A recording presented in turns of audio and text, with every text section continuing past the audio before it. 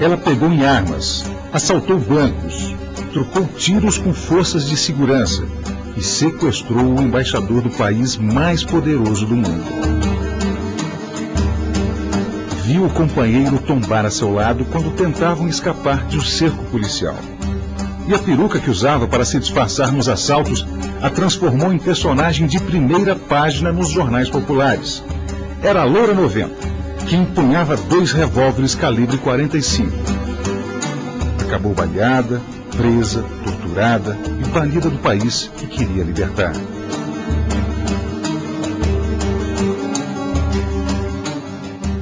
Eu já pertencia a uma família assim de esquerda. Meu pai era mais pro comunista, né, no sentido tradicional do termo, PCB. Minha mãe não era exatamente, ela não tinha uma definição clara, mas ia bastante de acordo, né, com as ideias dele. E quando eu já comecei a viver na minha casa, era uma confusão de reunião, de sargento, de não sei o quê. Era realmente, eu nasci de uma forma que dificilmente eu não seria de esquerda. E eu com 11 anos, meu tio Carlinhos, me deu de presente o Manifesto Comunista. Daí meu pai disse, ela não vai entender. E a minha irmã 13, para as duas. Foi uma literatura, claro, difícil, mas eu me encantei, né? Proletários do mundo, livros, né? Eu me encantei, achei uma coisa bonita. Aí saí dando as minhas bicicletas. Eu entendi aquilo do tio Carlinhos, que eu tinha que ficar despossuída, né? Como eu era uma filha de classe média alta, né? Nós tínhamos uma vida bastante boa. Meu pai ganhava bem, né? Eu tinha um tio que era ministro, a gente tinha uma vida boa. E eu espiroquei, saí dando as minhas bonecas, aí a minha mãe dizia, mas minha filha, não é isso, não é o socialismo. Eu disse, é claro que é, olha, foi uma loucura.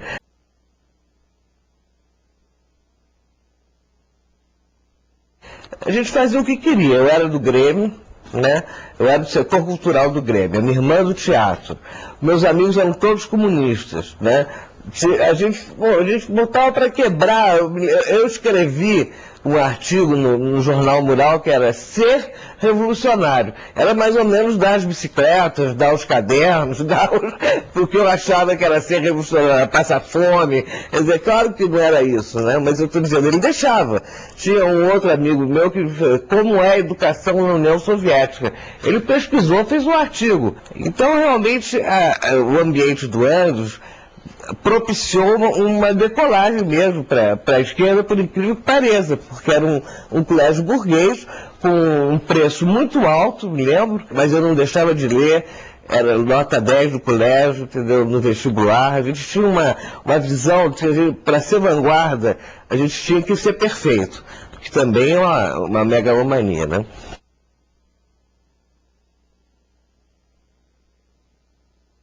Aí a gente ganhou a faculdade de economia, era da direita e a gente ganhou para a esquerda. A nossa entrada na faculdade mudou completamente os rumos da faculdade. É por isso que a gente teve tanta sensação de vitória, sem exatamente ser uma vitória, né? A gente não percebeu que aquilo era etapas, que a gente podia levar uma grande porrada na frente como levou. A gente tinha vitórias parciais, né? Ganhava o DCE, ganhava economia, ganhava filosofia, ganhava o CACO. Então, parecia que éramos realmente a marcha do Mao Tse Tung, né? Quando absolutamente não éramos. Éramos estudantes, limitados do ponto de vista social, não tínhamos integração com as classes fundamentais, que em princípio fariam uma revolução, né?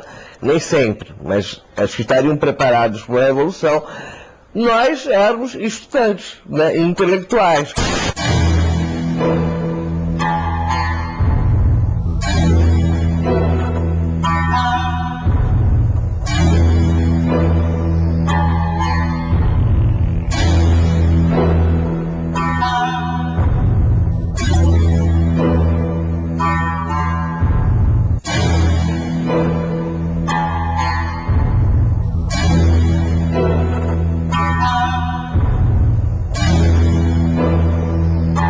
Também a gente fez a burrice de reunir toda a liderança no mesmo lugar, entendeu? É claro que a repressão ia seguir e saber onde era.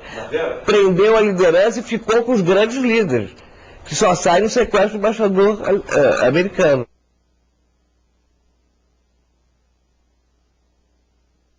Eu, nessa época, eu era do Comitê Central. Desculpa, mas... Ai, meu Deus, é ridículo, né? Tem coisas que são ridículas. Não, eu era secretária de massas do Comitê Central. Eu dava as ordens para o Vladimir. Vê se tem algum sentido. Eu tinha 19 anos, entendeu? O Vladimir olhava para mim, tá bom, velho, tá bom. E ele fazia o que ele queria. Ele que estava em contato com a massa.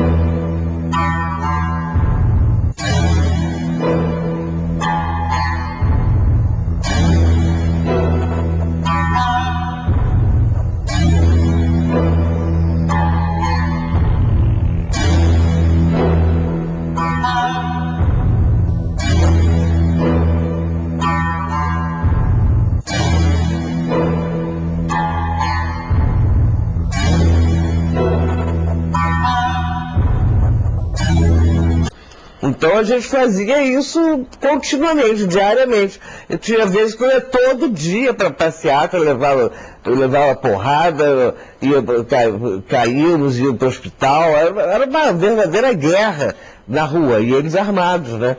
Se bem que eles não atiravam, eles jogavam lacrimogêneo, cacetada, quando atirava era pro alto. Mas era um terror.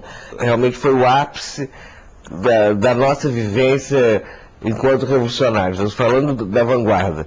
A própria massa vibrou muito, foi realmente uma passeata, aquele discurso do Vladimir pelo socialismo, foi uma coisa mais bonitas que eu já ouvi pelo socialismo, porque ali não se falava de socialismo, falava de ditadura.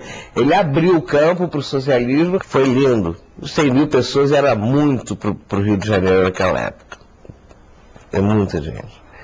Mas a verdade é que Ibiúna o AI-5, as duas coisas juntas foram demais para o movimento estudantil. Todo mundo foi preso, né? Ali em Ibiúna houve uma triagem, né? As lideranças ficaram 1 ano, sei lá quanto tempo, presos. Agora, o movimento estudantil se desmobilizou, porque as pessoas começaram a ficar com medo, medo concreto da prisão, da porrada, da tortura, já foram ameaçados, né? E depois veio o AI-5, em dezembro, 13 de dezembro. Quer dizer, o AI-5 foi o golpe dentro do golpe, né? Sobe o Garrasto Azul Médici, e aí vocês sabem que a porrada comeu. E aí ficou na vanguarda do movimento, aí já um movimento não mais estudantil, um movimento social de tomada do poder, é isso que nós queríamos, e transformação daquilo em socialismo, e que nós não éramos exatamente contra a ditadura, nós éramos contra a ditadura militar, burguesa, mas nós éramos a favor da ditadura do proletariado. Isso ninguém diz, mas tem que dizer, faz parte da nossa história.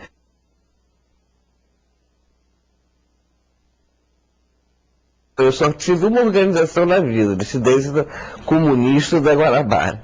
Nunca mudei, nunca saí dela, nunca entrei em outra. O nosso primeiro grande erro, a gente fez uma conferência em abril de 69 para mudar a linha política de 67, que era uma linha pacifista, muito influenciada pelo Partidão ainda, que nós tínhamos acabado de sair do Partidão em 67. Aí em abril de 69, antes do sequestro do embaixador americano, a gente muda a linha. E quem escreve essa linha sou eu e o Franklin Martins.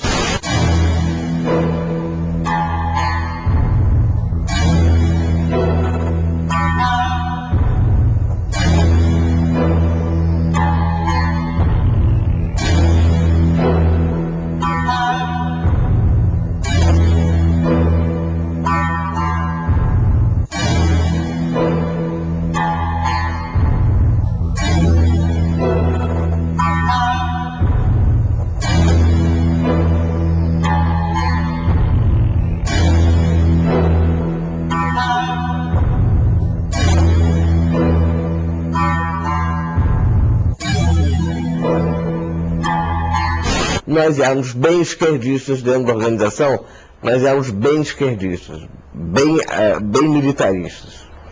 Aí sai uma linha militarista, aprovada pelo Congresso. Era um Congresso assim, tinha 10 pessoas. A gente chama de Congresso. E eu fui destacada para a Frente de Trabalho Armado. Saí da direção-geral e fui para a Frente de Trabalho Armado. Realmente, eu detestava a luta armada. Ou melhor, eu nem chamo de luta armada. Hoje, olhando para trás, eu sei que aquilo não foi uma luta armada, foram ações armadas e de propaganda armada.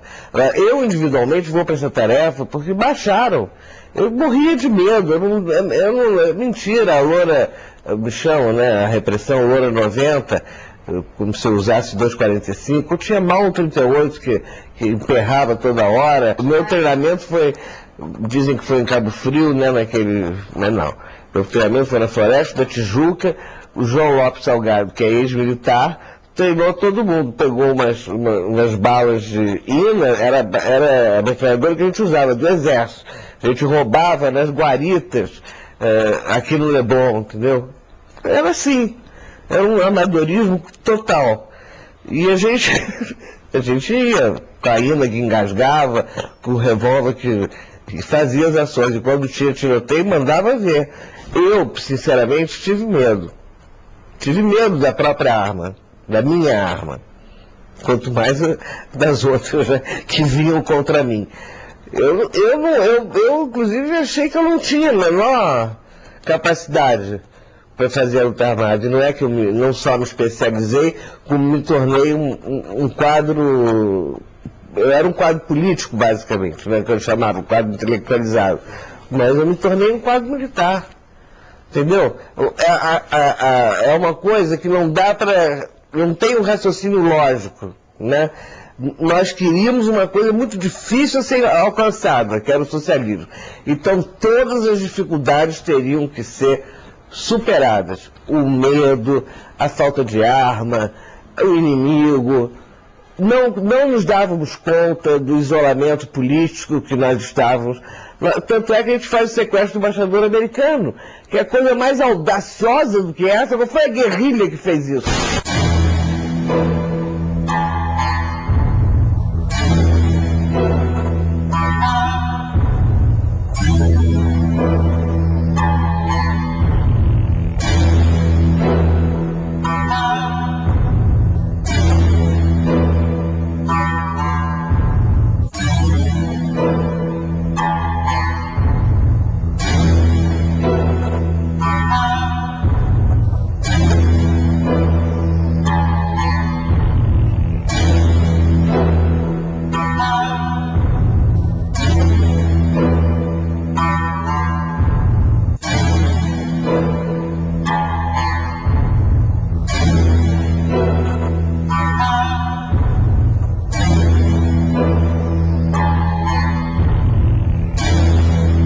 A gente já tinha fez um cofre de um deputado do MDB, podia ter pego um da Arena, né? Mas pegou um do MDB e pegou o dinheiro todo. Aí o cara morava na Nacional Copacabana, a gente pegou dólar, ele tinha dólar que não era normal, escondido, joias e quadros, peças de arte, quadros de arte, a gente levou tudo.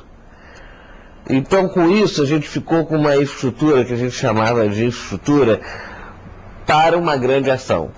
Aí ficamos refletindo qual seria a grande ação para tirar o Vladimir. A primeira, a gente pensou em fazer o resgate dele em São Paulo, quando ele fosse fazer o depoimento. Ele foi contra. O Vladimir era muito ponderado. Ele preferia a cadeia do que a nossa maluquice. Ele era muito ponderado, depois que ele ficou mais assim, esquerdista, mas ele era muito ponderado. Aí, quando a gente disse para ele, bom, o Franklin deu a ideia de fazer um sequestro de um embaixador americano, não é de qualquer um, para tirar o Vladimir. O resto a gente botou na lista com critérios políticos, como disse o Franklin, né? Eu dizia, não, temos que botar os quadros militares que estão sendo torturados.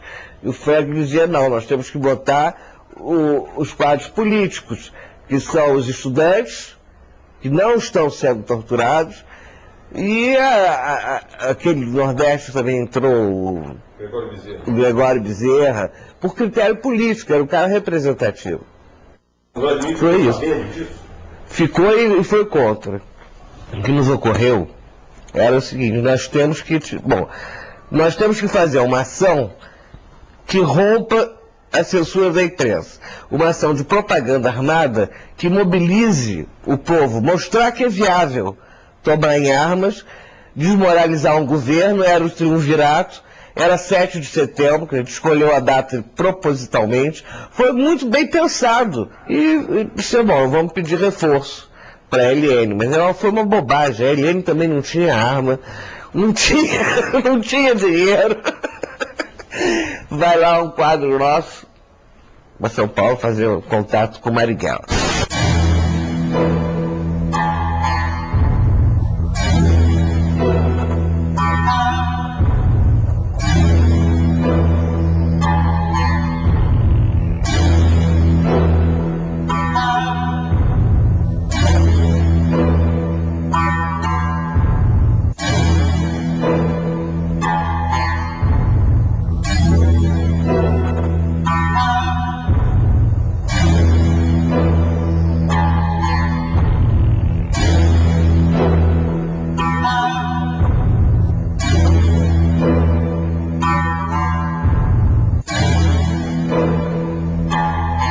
Marighella foi contra a ação do americano. Não foi contra. O Toledo, eles não tinham esse negócio de direção como a gente, não. Era grupo de fogo. O Toledo é que quis.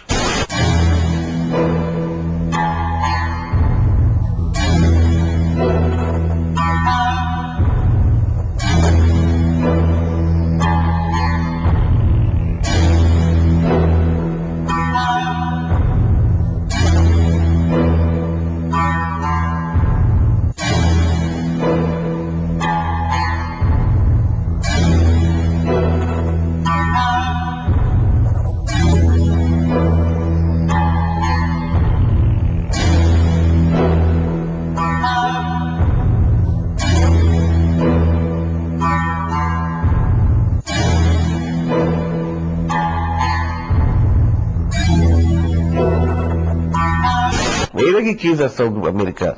Porque para o Marighella, ele ia lançar a guerrilha rural nos próximos meses. E com o Jonas.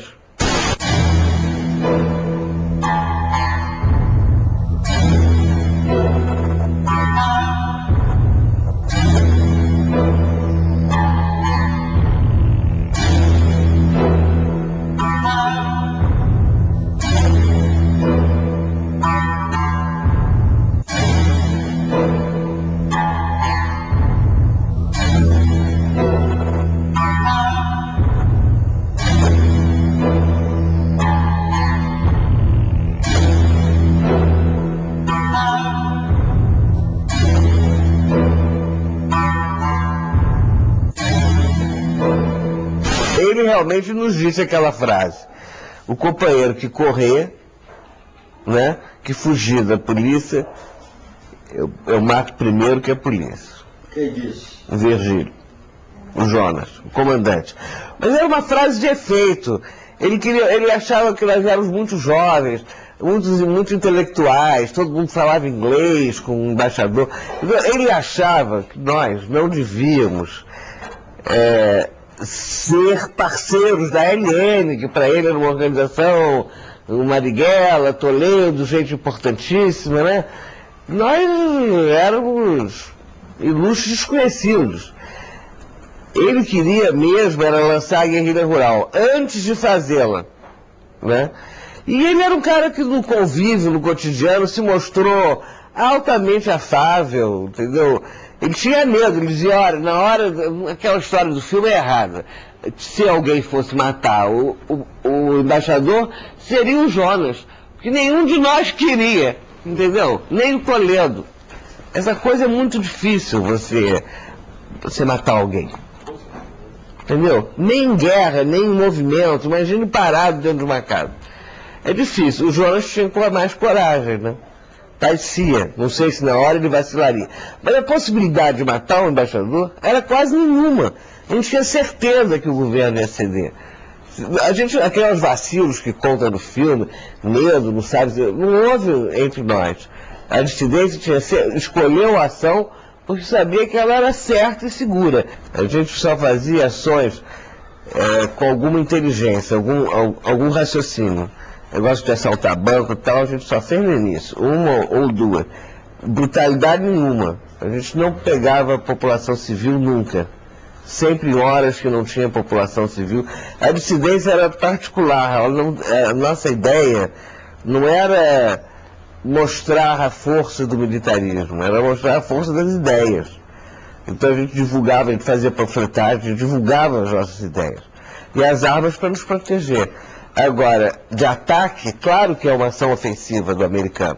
Só que eu fiz o levantamento, foi essa a minha grande função. Eu namorei o chefe de segurança da embaixada, mas não dei, isso é mentira do filme. Eu consegui que ele me dissesse, claro, a vida dele era o embaixador. Então, em poucas perguntas, eu consegui saber hora, roteiro, placa, entrei na garagem com ele, ele queria me namorar, evidente, uma bela moça, só que não foi possível. No dia que ele marcou o encontro, a gente fez a ação. Era importante colocar ele indo por outro lado, porque o Marighella era bem conhecido, né, da repressão, não estou dizendo da população.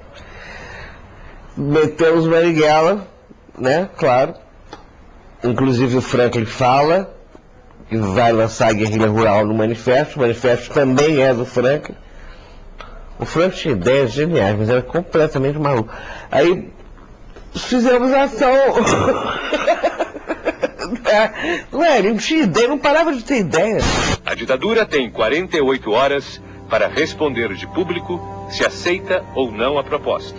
Este prazo não será prorrogado e não hesitaremos em cumprir nossas promessas. Quem quer que permaneça torturando e matando nossos companheiros, é melhor que se prepare. Agora é olho por olho, dente por dente. A gente achava que ia realmente repercutir, né, na sociedade de tal forma que as adesões viriam à revolução. Era um ato revolucionário, né? O manifesto era um manifesto altamente esquerdista. Quem topasse, mas ninguém topou, né? Mas aí nós parecíamos mesmo os astronautas. Nós não conseguimos alugar uma casa, aquela casa era do Offset. O Gabeira tinha entrado na organização há pouco tempo, há uns 6 ou 7 meses. Ele era responsável pelo jornal Resistência, que era um jornal que nós tínhamos que era muito bonzinho. Pelo menos a gente queria fazer jornal, entendeu? Não era só luta armada. E ali tinha o Offset. E também tinha a Kombi verde, que nós usamos no sequestro, que foi a maior bandeira para o vizinho reconhecer a casa, né? Foi a Kombi verde, de um outro jornalista, que já morreu, coitado.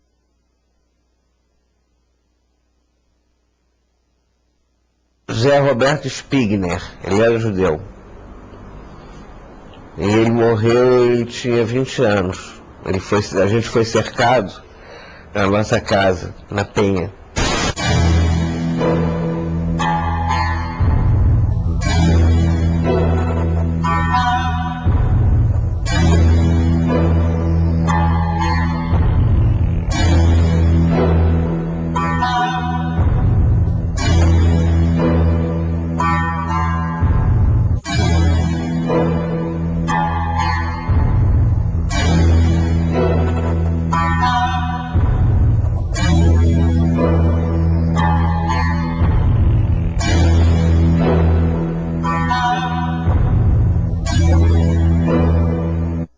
Eu já estava na geladeira, por causa do sequestro do embaixador americano.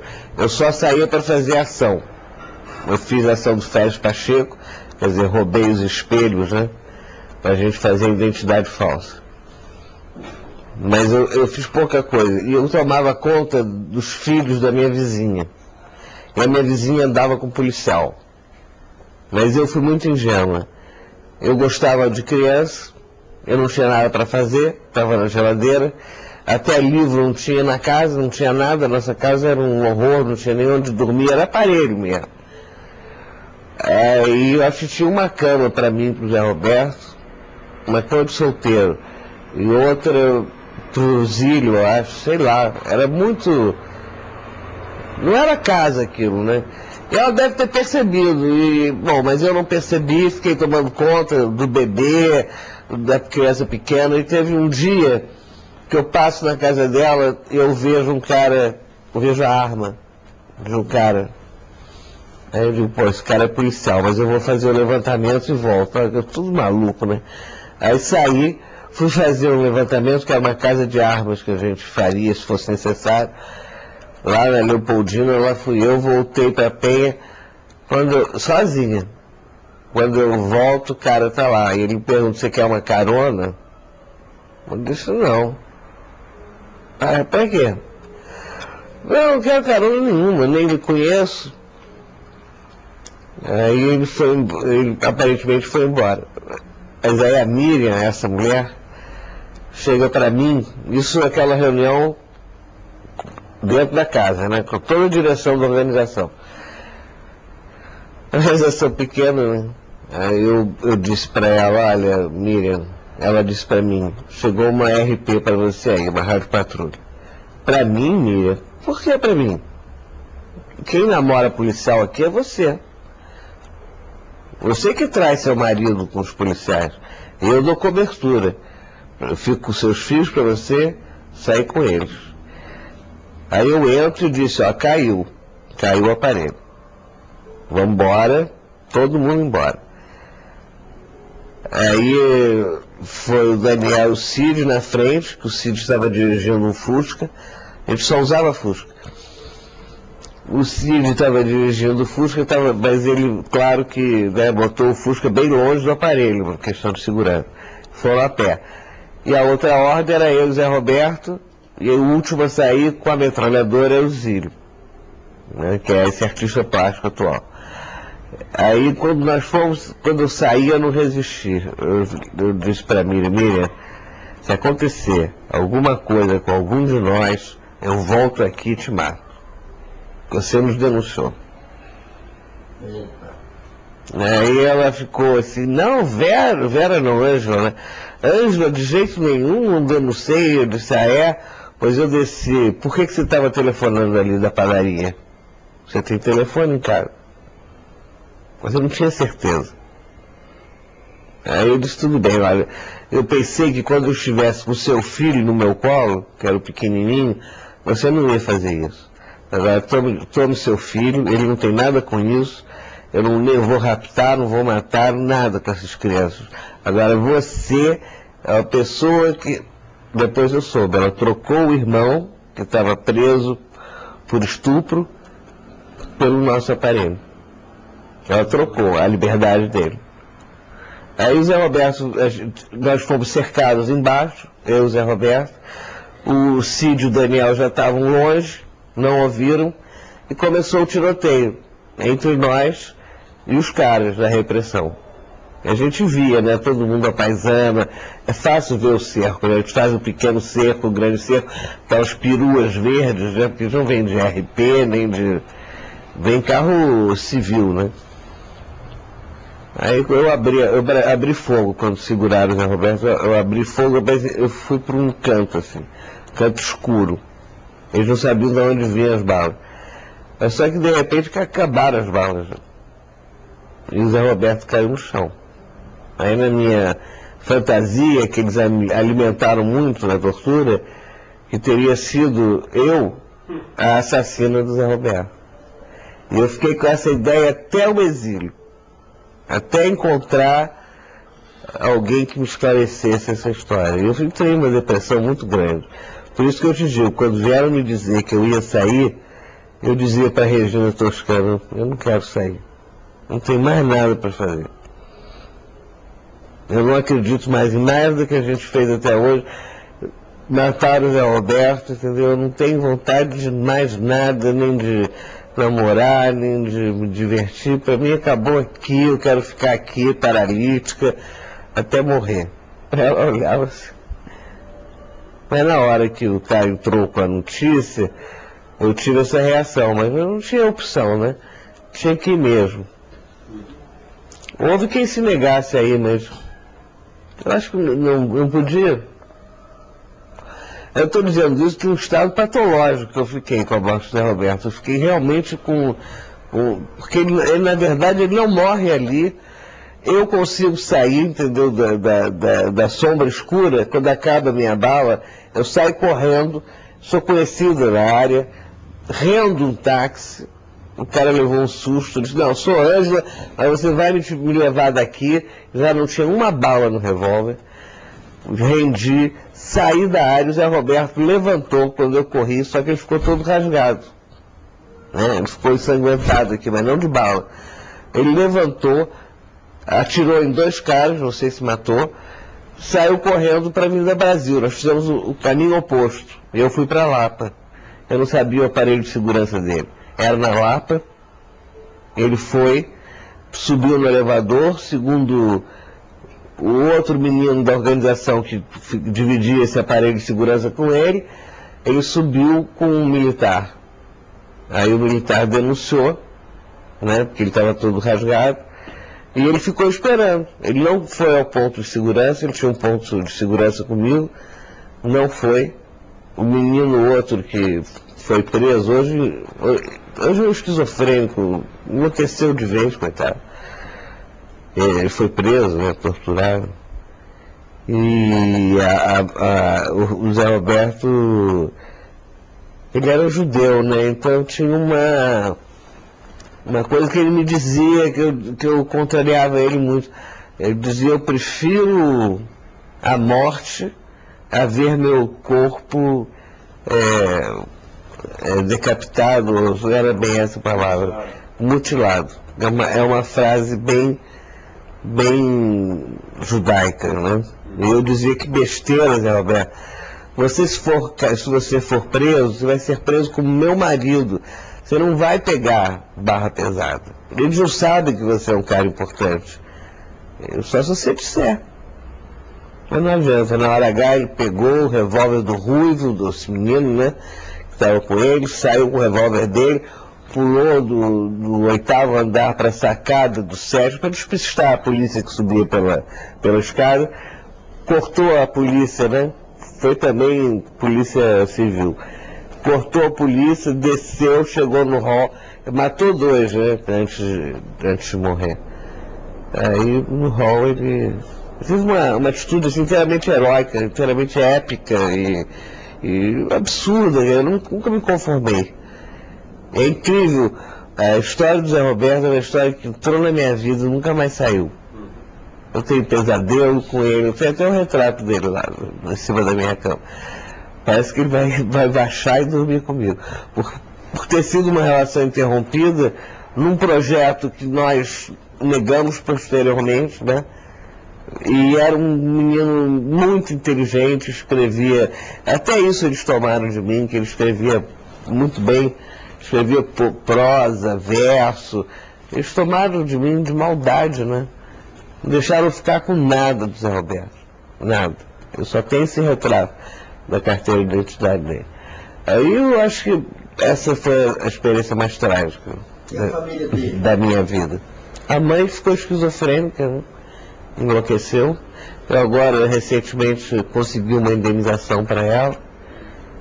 Batalhei muitos anos. Mas ela nem sabe, não sabe mais quem eu sou. Eu tenho contato com a irmã. Mas é tão dolorido esse contato, para mim, para a irmã, eu acho. Ela me procura, porque ela quer que eu represente aquela perda, né? Eles não ficaram com raiva de mim, claro que não, né?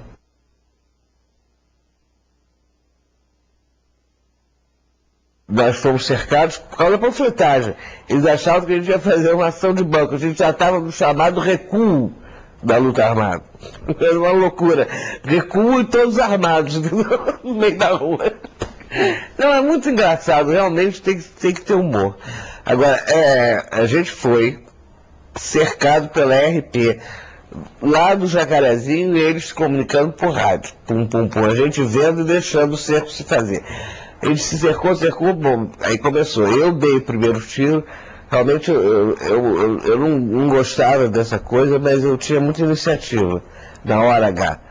Eu dei o primeiro tiro era a Polícia Civil ainda, depois que chegou a Polícia do Exército. Aí eles ficam inteiramente enlouquecidos, acham que você está com milhões de armas e saíram de perto. Aí nós corremos. Eu e o Zílio entramos na favela. O Zílio levou 3 tiros, que hoje é um artista plástico bastante conhecido, e eu levei um tiro na cabeça. Na cabeça? Na cabeça. Eu tive até aqui o tiro. Mas ele não entrou na caixa craniana, ele saiu. Quando eu fui pro hospital Souza Aguiar, quem me recebeu foi um companheiro. Foi a maior coincidência, médico, lá da Praia Vermelha. E ele viu que era eu, o Zé Roberto, esse meu primeiro marido, tinha acabado de ser assassinado. Então ele estava extremamente mobilizado, né? Ele era estagiário, ele me viu, me puxou de lado e disse, isso é pouca coisa, mas para você não ser torturada hoje. Aí eu tive uma concussão cerebral. É o impacto da bala. Aí fiquei no Souza Aguiar. O meu pai apareceu, eu dei para esse meu amigo o meu telefone, do meu pai, da minha irmã, da minha mãe, todo mundo, do pai do Daniel, todo mundo que eu sabia que tinha caído. E o cara foi legal, deu os telefonemas anônimos, o que isso impede a tua morte, né? Quando a família, pelo menos da classe média, chegava, aí pedia que eles te matassem, até na tortura, né? Eles me torturaram na Sexta-feira Santa. Foi a única pessoa torturada na Sexta-feira Santa, na PE, e eles me disseram, você vai ser torturada como homem, como Jesus Cristo. E aí foi uma loucura que fizeram. Porque eles estavam com ódio de mim, não sei, porque eu era mulher, porque eu tinha... Sei lá, não sei, acho que foi uma tortura inteiramente desmesurada, desproporcional a que os outros... Muita gente não foi, do Daniel foi parra pesada também. Mas para a mulher, eu acho que eles exageraram mesmo. Tanto é que eu nunca mais me recuperei fisicamente. Estou cheio de sequelas, cheio de problemas. Agora, eu também não morri, né? Eu saí logo. Eu fui trocada pelo alemão, eu caí em 6 de março, fui trocada em 15 de junho pelo embaixador alemão. Aí eu ainda estava na tortura, eu estava na cadeira de roda. Eu fui completamente suicida. Eu os agredi como eles me agrediram. Eu achava que era a forma de eu manter a minha responsabilidade de militante. E claro que isso é suicídio, porque a porrada é muito maior, né? E esse negócio de espancamento é uma coisa laceradora. Você pensa que é fácil? 8 homens te dando porrada? Em tudo que é canto, eu fiquei roxa. Era um hematoma. Agora tem outras coisas que me queimaram também. Tem coisas que são cruéis mesmo. Arranca a unha, queima a perna.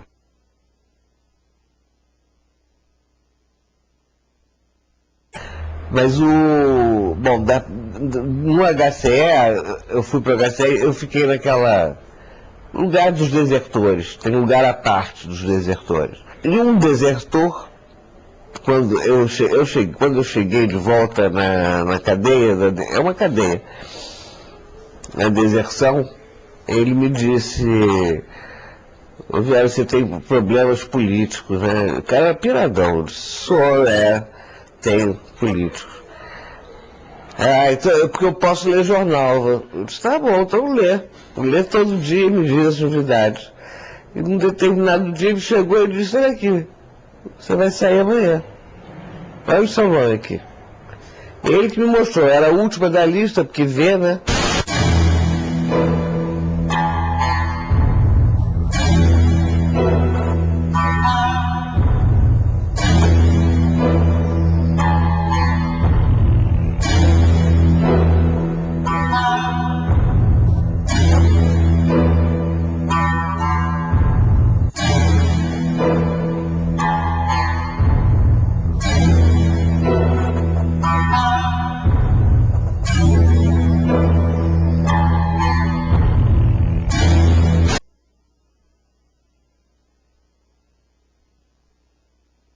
Argel, Cuba, treinamento militar, 1 ano e meio. Argel só me tratei. Tratei das pernas, tratei do sangue, do rim, só me tratei. Acabado o tratamento, fui para Cuba. Não sei quanto tempo, acho que fiquei o treinamento todo e fiquei esperando lá o passaporte falso da organização para poder sair de Cuba. Aí acabou chegando o passaporte falso em Praga, eu fui para Praga, troquei o passaporte cubano e peguei o brasileiro falso. Eu não tinha asilo em nenhum país, a gente era completamente desorganizado para o futuro, né? Eu não pedi asilo, né? A Argélia quis me dar asilo, eu não pedi. Então, eu só fui recuperar a minha identidade, aí eu fui para Paris, para pegar na base lá da organização, que estava meio sem rumo. De Paris eu fui para a Alemanha, com Gabeira, nessa época eu já era casado com Gabeira. Fomos para o Chile, golpe da lei, nos refugiamos na embaixada argentina, vamos para a Argentina, não recebemos asilo político, muito pelo contrário. Aí ele não vai comigo, meu habeas data, não, como é que chama? Não, também não. Quando você sai é o meu laissez-passer, né? Sai antes do dele. Então eu venho sozinha, quer dizer, com um grupo, né? E vou para a Argentina, e lá na Argentina também é maior confusão, porque meu pai vai até o Jamar, que é suíço, conseguiu tirar muita gente do Chile, teve um comportamento maravilhoso mesmo, ele era da P. Inclusive a nós ele tirou. Eu, Gabeira, Marcão, Sérgio Pinho. Mas quando a gente foi para a Argentina é a época que o Perón está voltando.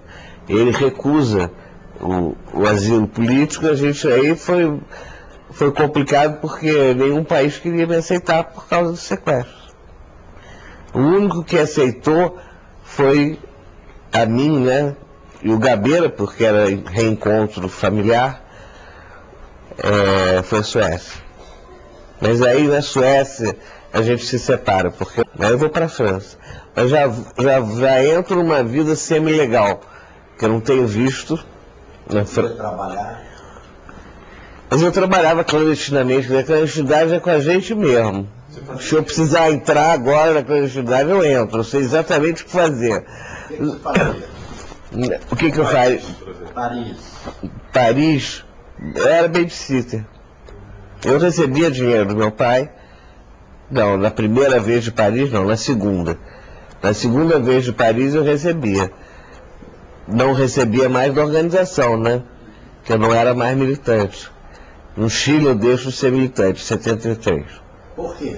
Aí você já tinha feito... Porque eu já tinha feito a revisão crítica de todo o nosso processo, não estava assim. A ficha caiu porque nós tínhamos sido de fato derrotados.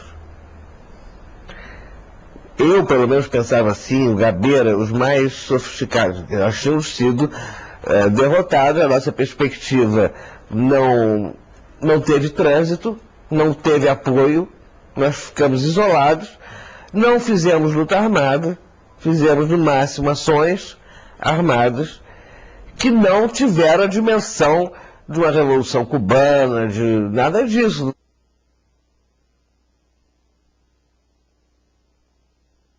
O meu retorno foi a anistia. 79, final de 79. Eu já tinha tido meu filho, né, em 78, com o Carlos Henrique Maranhão. Era exilado. Ele era exilado, ele era presidente do diretório de Recife, ele é pernambucano. Aí fui para Recife. Fui para um outro exílio. Custei muito a vir para o Rio.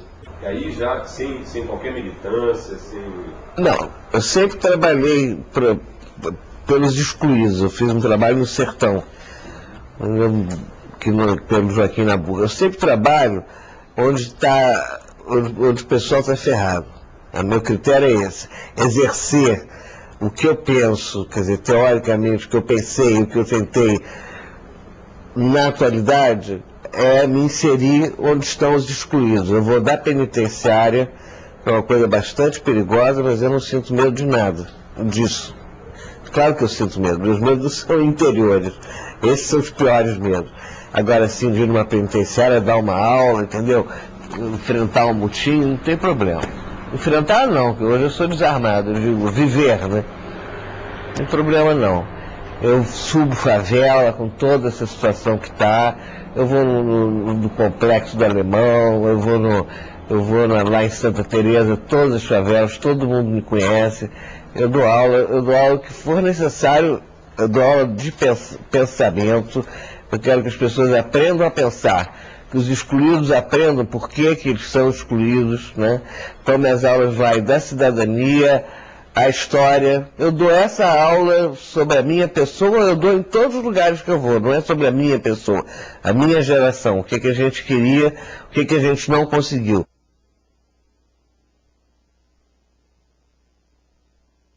Eu não acho que há uma continuidade histórica entre aquele momento e o atual. Entendeu? Apesar de alguns personagens estarem repetidos nas duas cenas. Hoje eu acho que é isso, temos possibilidade de uma democracia, do socialismo jamais.